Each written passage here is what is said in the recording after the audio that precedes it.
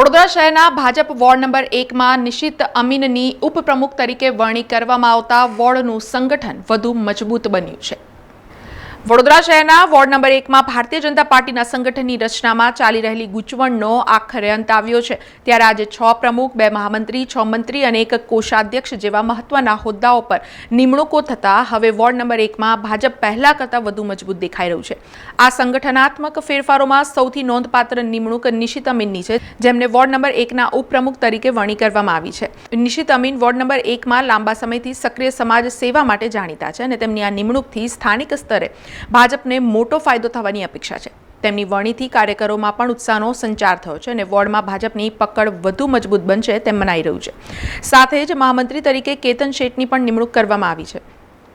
આ નવી ટીમ સાથે ભાજપ વોર્ડ નંબર 1માં આગામી સમયમાં વધુ સક્રિય ભૂમિકા ભજવશે અને લોકોના પ્રશ્નોના નિરાકરણ માટે કટિબદ્ધ રહેશે તેવી આશા છે।